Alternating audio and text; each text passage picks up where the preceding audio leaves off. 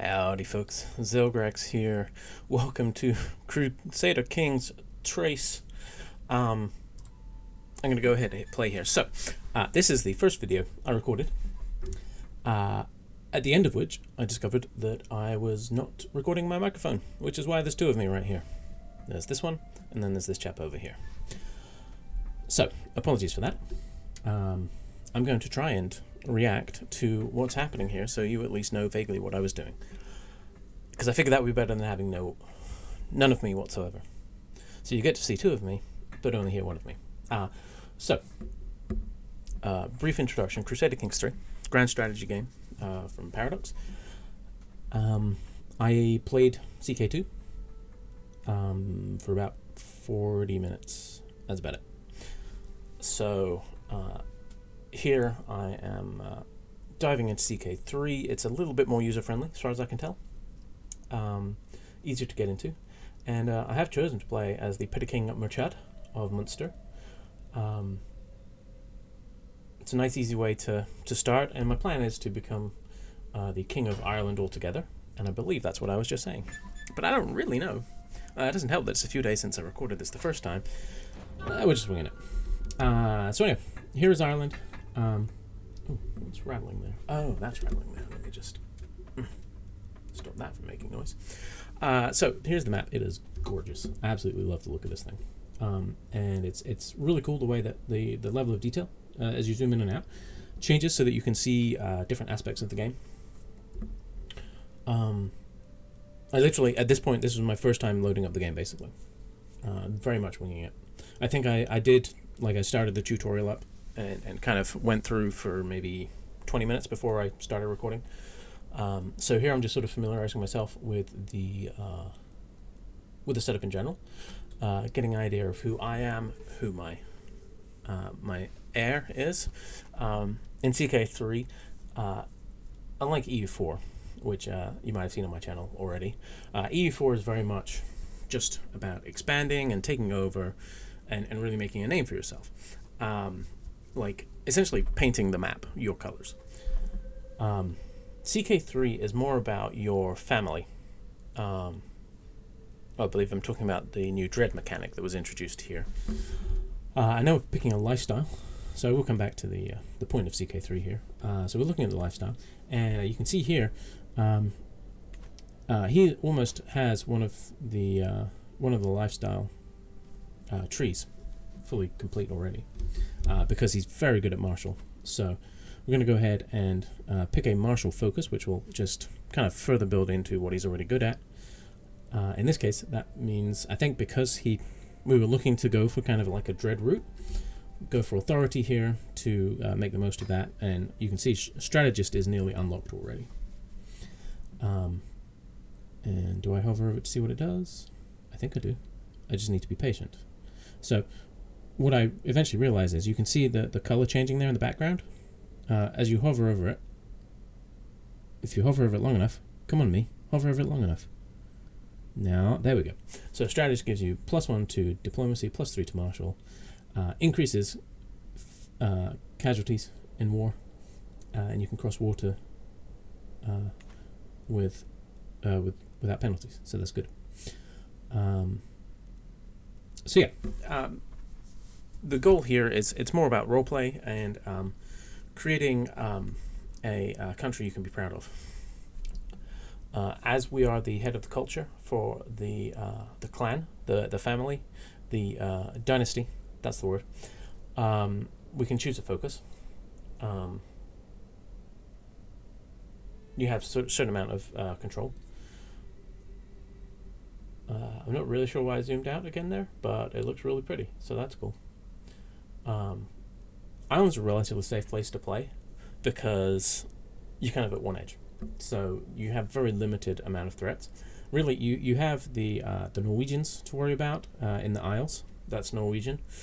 Obviously, you have England, Scotland, and then whatever's happening in Wales there.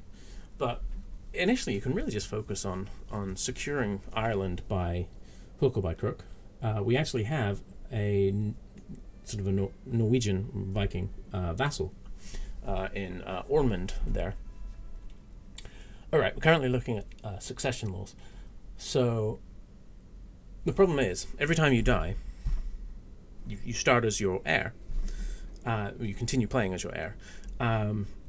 And depending on what type of succession law you have, your land isn't necessarily going to go straight down and everything just pass over to your heir. In fact, with certainly at the beginning of the game, most if not all, I think, have multiple heir succession laws, and so you have to work up to being able to just hand everything down to your heir. So at the moment, Confederate partition just splits it up amongst all of your children. Partition does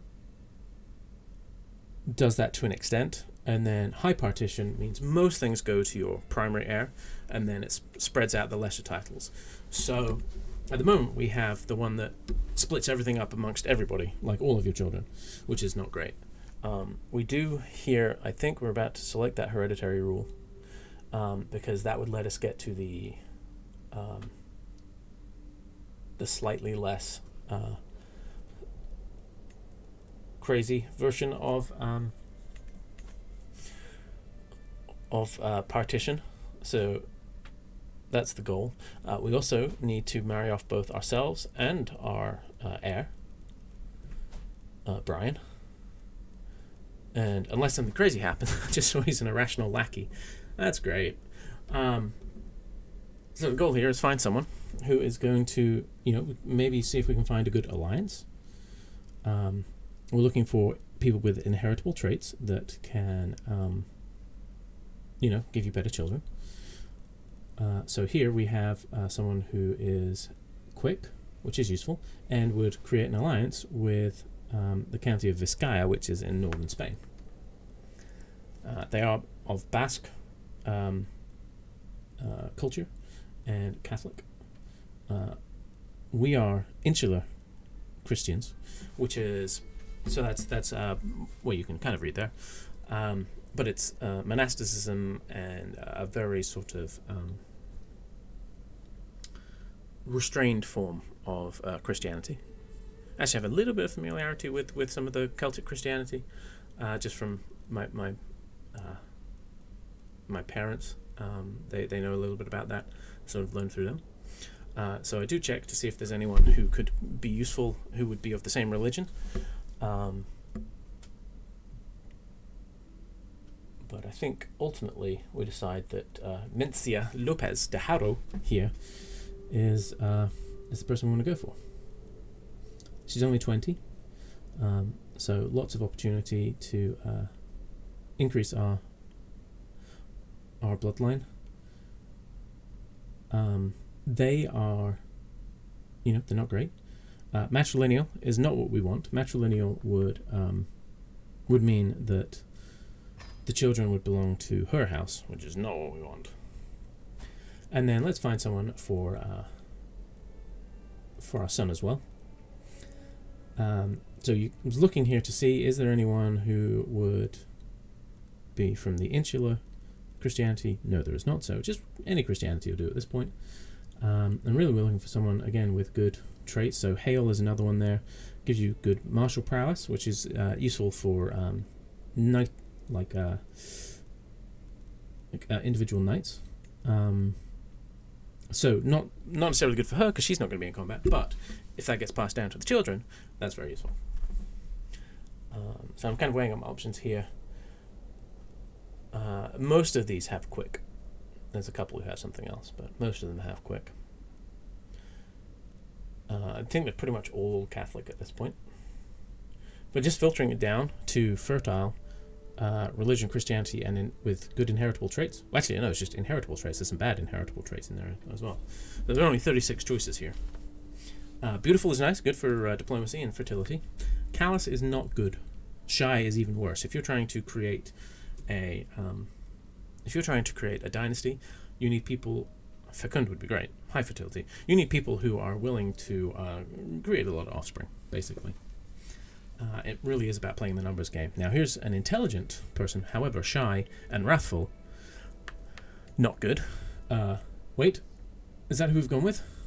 I think it is. Oh, now he loses prestige because she's unlanded, but she's intelligent, which is +3 to all stats. And that's a very good thing to have in the bloodline. There is an encyclopedia here, so you can look things up if you need clarification on items. And we have issues that we can already go into. So this suggests that we go to war against Desmond. Since we're looking to take over all of Ireland, and you can see it's part of the Duchy of Munster. It should be ours anyway. We're the Duke of Munster. Munster? I'm going to keep changing that. We're the Duke of Munster. So why on earth do we not have... I think it's Munster. I'm going to go back to Munster. We should have that. This is our bishop. He doesn't like us. So he's not giving us troops, and he's not giving us money. That's bad. So we're going to sway him. This is political scheming. It's going to take 2 years, approximately. And there's a 60% chance that we improve his opinion of us by 25. If we do that, he'd be back in the positive, and then he'd start giving us money. And then I was trying to get that to go away. We can marry our family members, but I think we've already taken care of that. And we can declare 2 wars. We have this war here, but we're also... The war against Desmond is an option. But someone in our court has a claim on this land here, Eilich. I'm still not sure if that's pronounced right. So this guy is just in our court. He's a covetous craven. Again, real good chap. But we can use his claim and go to war on his behalf and bring that into our fold. So we'll see if we get around to that. But for me, Desmond seems the more obvious choice. That would give us a nice contiguous land. We have other people we can marry off here. We've already arranged for Brian. Brian is our son. Our son is Brian, for crying out loud. We're just going to hook up some of our other family members. Very bad for his prestige, because she's very much unlanded. But, let's marry him off. Let's make the family strong. So that's Lorcan. And then Concobar here also needs a spouse. He's 46, an honourable adventurer. That's nice. I think he might be lustful, though. I think that's what that tongue means. Who have we got here? Forgiving, temperate, shy isn't great. Hale is still good. I mean, that's a good thing to have in the family. So yeah, so we've arranged marriages for everybody. I still don't think we've unpaused yet.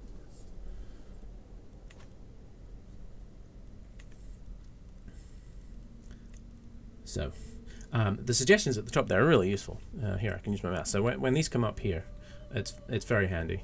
It's a good way, especially if you're new, to kind of learn what's what. Get an idea. So the Earl of Desmond can raise 224 levies and 5 knights. So knights are like sort of super fighters, if you will. The levies are like your regular troops. We have 6 knights and 493 levies. Basic math says we far outnumber him.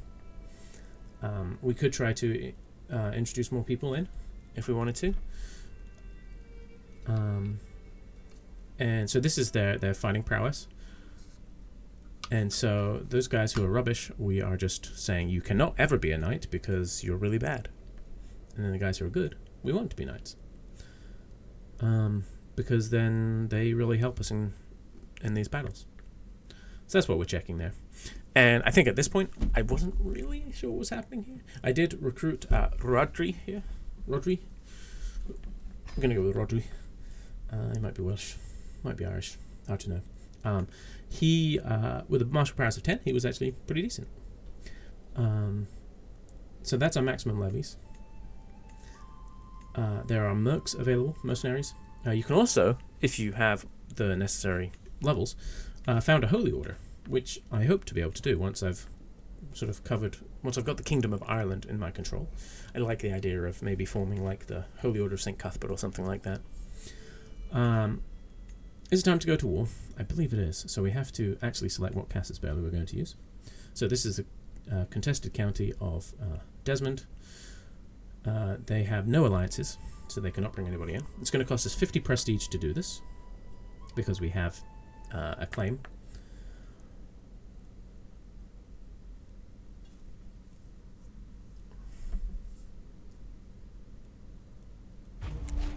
War has been declared.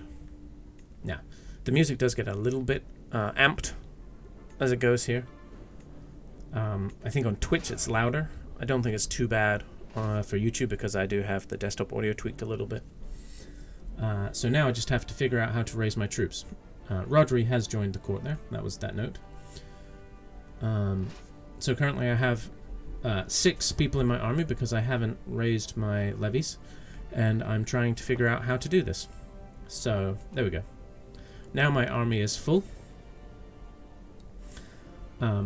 We have elite quality, apparently. Our opponent has similar quality, in fairness. That may change over time. So now we're going to go slap him. It's a fight we should win. We outnumber them approximately 2-1. And we've just confirmed our marriage to Mencia. And Brian has got engaged. Sorry, married. Excuse me, not engaged. He's just straight in there. There's another one, Lorcan, my half-brother, something like that. And that's our other brother married off. And so we're only on speed 3 here, so it takes a little while, but we come in and you can see we have an advantage here. A little bit over the numbers. I actually think where my camera is now is probably a better location. So I'm going to leave it here for next time. In fact, I actually think if I come right there, that might be better. So this is a note. Despite in the middle of war, I get a letter from my wife who tells me that I'm just lovely and she wants to seduce me. I mean, who doesn't want to be seduced by their wife? You go, girl. So she is going to try and woo me. We are winning this battle pretty substantially here. They are retreating. And so we're going to go chase them down, apparently. We have captured some enemy... enemy. Who is that? The mayor of Baltimore? Really? No. And we catch them again here in Kinsdale and give them another solid thrashing. And then... Did we wipe them out? I think we did. Yeah, we wiped them out there. So now we go to siege down the earldom. We captured more people. In fact, we captured the Chancellor. This is me trying to find out. Now you'll notice here we're not making any siege progress because we do not have enough troops. So we're making 0 progress because we have less troops than the garrison. And an enemy ally has just joined the war, Countess Gaida, Earl of Devon. So now we have a problem because all of a sudden our enemy has more troops than us. We do have some prisoners though. We have the mayor, who we can ransom, and then we have just 2 randoms. I'm not sure who they are off the top of my head here.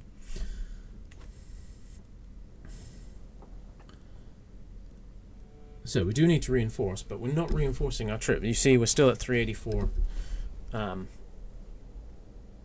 in our army. So I think we came over here to see if something would change, and that just resulted in them getting 11 in their army. But all the while this is going on, extra fervor for insular Christianity, which is, I think, useful. I haven't really found out the value of fervor yet. So we can ransom this guy for 24 gold. I mean, that's useful. I'm all in favor of that. There we go. So, he's gone. This guy, we can allow to leave. We could recruit him. And it's actually not bad. He was wounded, he's not anymore. But while I'm dilly-dallying with all of this, one, they're trying to siege me down. Now, in fairness, they're not going to be able to siege me down with 11 troops. We could try to ransom him for 10 gold, but they don't want to do that because he's unimportant. But yeah, while I'm dilly-dallying, the forces of Devon are marshalling. And I'm not sure how to regen my levies. This is the real problem. Because I'm still new to this, so I'm going to go bop them anyway. Obviously, we wipe them out pretty comfortably here. But look, here comes the Devon army, and all of a sudden we have ourselves a bit of a pickle. We're going to go to war here. They're coming in to land in my capital, and now I was like, oh, panic, I don't want to fight them, they've got more troops than me. Well, it just so happens that our troops were just that little bit better. We have more knights. I was able to swing the battle in our favour. Rodri, who I spent 10 gold on, immediately died, so that was great. And we captured some enemy combatants. And now we're going to go bop the remaining army. So, who do we capture here? Oh, I clicked it away. Oh, my councillor just died. Not sure why. I think natural causes. This is just telling me, hey, you should get your bishop on side, which I really want to do. That's more money. And you can see in the bottom right-hand corner next to the war score, there is the little rose there. That's the sway information. So we're working on bringing him over.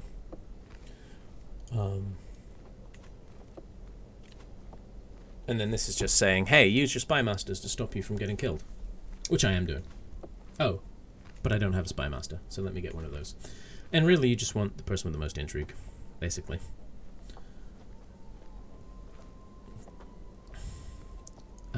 Now, I could have brought my nephew in here. We've got a flamboyant trickster who is cynical. Cynical's not necessarily great. Craven and gluttonous. I mean, that's quite a combination, but we still give her the role. And then we are going to go bop this army. We currently have 50% war score. This is just the battle reports. So let's go bop them. Okay, so this is just one of the many events that pops up, giving us an opportunity to decide what we want to do. Basically, we have two opinions trying to tell us how we should strategize. Should we go offensive or defensive? I think that's what it was. Offensive or defensive, essentially. This is our mayor and the Viking Earl. Maybe he's a Jarl. He probably is a Jarl. So I could favour one or the other, give them independence, or combine the two because of my high strategy.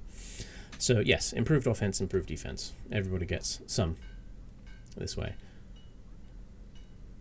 So combining the two seems better. Everyone gets a benefit there. Domhnall. So this is the guy who has the claim on the Eilich, or however you pronounce it, in Northern Ireland. He's about to leave because we haven't pressed his claim. So he's like, well, if you're not going to press this claim, I'm going to go find someone who will. So I have the choice of just letting him go or convincing him to stay. I convince him to stay.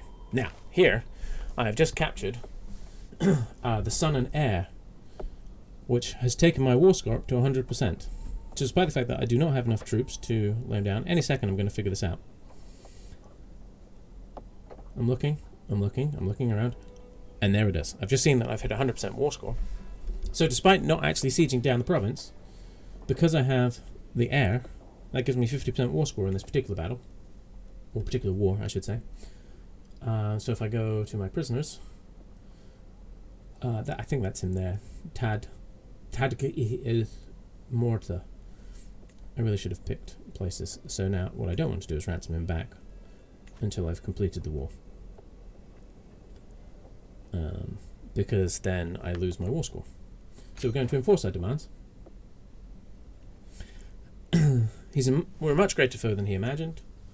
We gain fame. We gain prestige, which is great. We didn't have any allies, so this all comes to us, basically. And, yeah, victory. So if we zoom out, Munster has grown. I think Munster is the one in Germany. So now, we have these troops up, and we do not need them.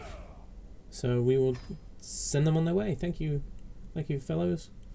You've been great. Another victory notification. Let's go back and see if we still have that prisoner. We do not. Wait. Oh, we got that guy. I see. So this guy we are not able to in prison right now. We could negotiate release here by getting a hook and divine conversion. Let's just see if Tegwin's any good. He's really not. Oh, you know what though? Looking at it, he's actually a really good knight. I don't think I saw that at the time, but he's got 14 prowess, and he's only 19 years old. He would have been a very good knight. That was a mistake there, I think, because I think I'm going to let him go. I did.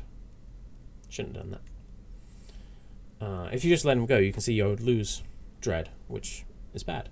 The hooks are useful. It's a way of basically it's like, you've got your hooks in them. Lets you get some sort of advantage out of it. But really, I just wanted to empty my prison out, so they're all going to disappear. And there we go. So off that guy goes, off that guy goes, and off that guy goes. Just right-click to clear those out. So we still have this claim here. We have an ally. He does not. Oh. So my queen has come to me and says she wants to prove her devotion. She's given me 4 choices. She can slay a wolf and bring me its pelt, or at least attempt to. She can bring me a preferred companion, which to me sounds an awful lot like a pet. Or Earl Ragnvald's necklace looks lovely, so it'd gain a jeweled necklace for 20 years, which gives you attraction and then a tiny amount of prestige per month. I want a pet. Better believe I want a pet. As proof of devotion, nothing would fit me better than a cat. I gained a pet cat. I'm so excited. We're still deciding if we're going to go war here against Eilek. It's going to cost me 188 prestige to press this guy's claims.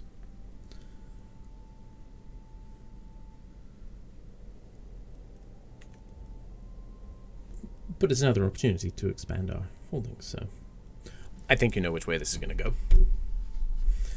Do I go to war? Do I not go to war? Oh, I'm just blocking my own face off. I mean, his face isn't that good looking anyway. Also, I've since shaved since then, and I don't know, man. I need my facial hair back. I feel weird. So we're just letting. You can see our levies are not up to full strength there because we lost some of them in the war. So we need to let those recuperate a little. This just shows that we do have the allies down in Spain. Come on, me. What are you going to do? Ooh.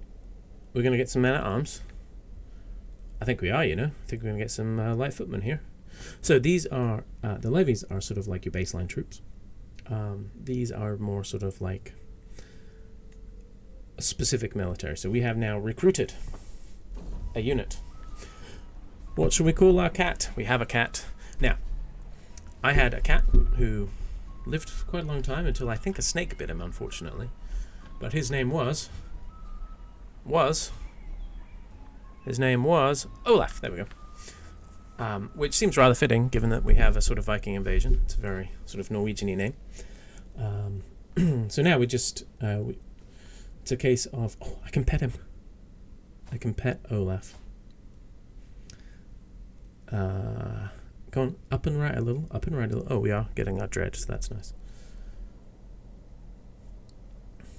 Dread is useful. Dread basically, literally makes people fear you, and therefore not want to plot against you quite so much.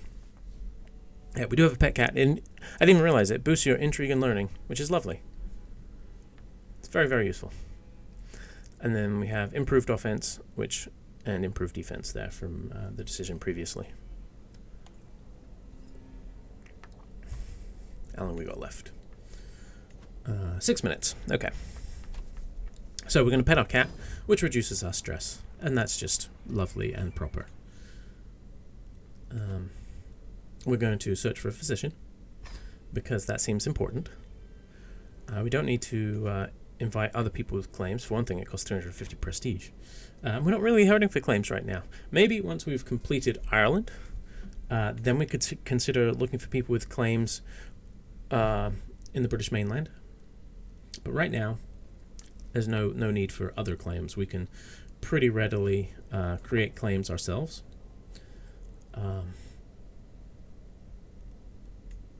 So yeah, we have this war that we can work on. Oh, court physician. So we have some options. Dager and Egan. I doubt that's pronounced correctly. But, you know, I've guessed. Oh, right. I was looking at Earl Murdoch, the leader of Desmond, to see if I can offer him a position. He is a better steward and a better chancellor than my current chancellor and steward. And you know, you want people who are you want your vassals to feel respected. So we've given him a role, but now I'm going to have another unhappy vassal. It's just going to go around in circles, that, to be honest. I only have 5 places on the council, so, you know. So I could pay 50 to get Dager, or I could pay 15 to get Egan. Well, 50's a lot, isn't it? So I think you can see where this is going. When I've got 2 gold. He doesn't seem to be particularly skillful. He's chaste, which is virtuous, but that's about it. Brave, honest, and chaste. I mean, it's nice, but he's a misguided warrior. Let's take a look at Egan, shall we? Egan is 40. He is scaly. He is patient. But his skills look better overall, I would say. So that's who we pick, and then we go into debt.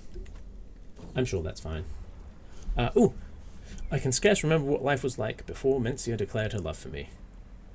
I am flattered, but also overwhelmed by her attentions. I find myself longing for some peace and quiet, yet I cannot help worry. Would I be throwing away my only prospect of true love? That cannot be, can it?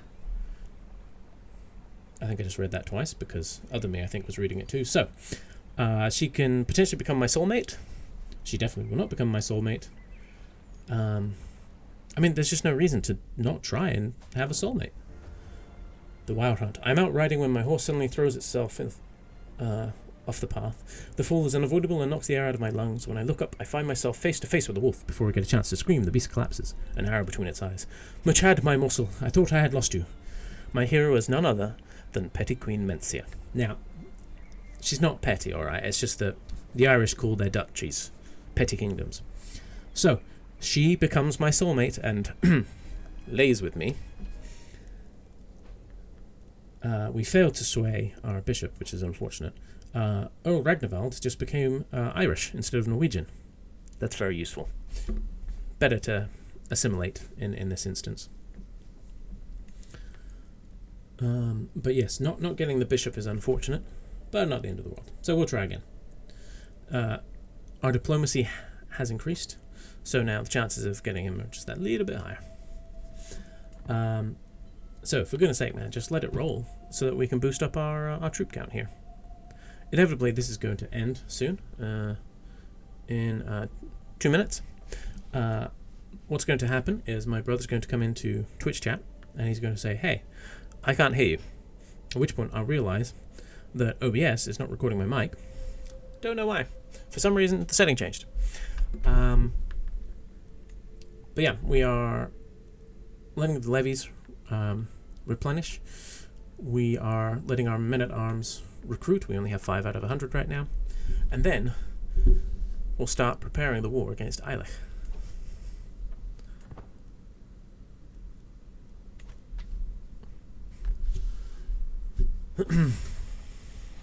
I mean, I think we vastly outnumber him right now. But yeah, I don't know why. It looked like they weren't recruiting for some reason. I think there's just a delay after you hire them initially, because they weren't recruiting for me. I don't know if it's because I was in negative gold or what, but you can also move your rally point, I discovered, which is useful. Basically, you can put it anywhere in your land, so there's no reason to not raise it right on the border of where you're attacking, and then you're right there. Hey, my queen is pregnant. That's excellent news. Thus begins the expansion of the House Bryan dynasty. Oh, that's me waving at my brother. And realizing that things have gone horribly wrong. This is me trying to get over to OBS. And not alt-tabbing first. And I'm about to say goodbye. So thank you very much for watching, everybody. The second episode will be just one of me and not two of me. And will be up tomorrow morning. So yeah, I will see you next time. We will continue the adventures of whatever his name is. Petty King Murchad. And yeah, I've really enjoyed this so far. It's a very different experience to EU4 in a very positive way. And yeah, I will see you next time. Bye-bye.